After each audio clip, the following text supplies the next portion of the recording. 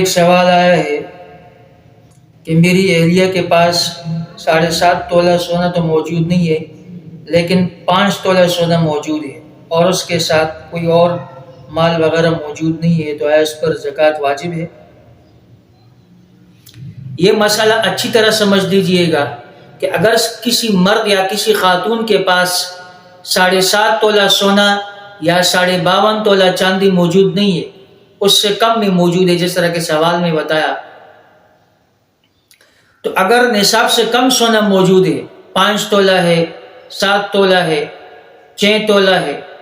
اور اس کے ساتھ کوئی اضافی کوئی نقدی رقم موجود نہیں ہے یا کوئی چاندی یا مال تجارت موجود نہیں ہے، تو چونکہ یہ نصاب سے کم ہے زکوٰۃ نہیں آئے گی۔ لیکن اگر اس سونے کے ساتھ جو کہ نصاب سے کم ہے، اس کے ساتھ اگر کوئی اضافی یعنی ضرورت سے زائد اگر کوئی نقدی رقم موجود ہے،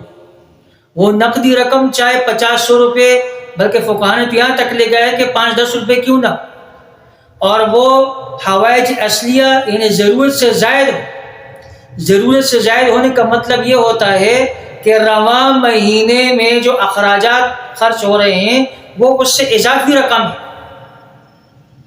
تو پھر اس صورت کے اندر وہ رقم اس سونے کے ساتھ ملا کر کے جو چاندی کی جو مجموعی قیمت ہوگی، یعنی 52.5 تولہ چاندی جو اس کی جو مجموعی قیمت بن رہی ہے، اگر یہ اس تک پہنچ رہا ہے نصاب میں تو پھر زکوٰۃ آئے گی۔ لیکن اگر اس تک بھی نصاب نہیں پہنچ رہا، کم ہے، تو پھر اس صورت میں بھی زکوٰۃ نہیں آئے گی۔ تو اگر اس سونے کے ساتھ کوئی معمولی نقدی کیوں نہ ہو اور وہ ضرورت سے زائد ہو اور اس پر سال گزر چکا ہو، تو پھر اس صورت کے اندر وہ اس کے ساتھ ملا کر کے زکوٰۃ آئے گی 52.5 تولہ چاندی کے حساب سے،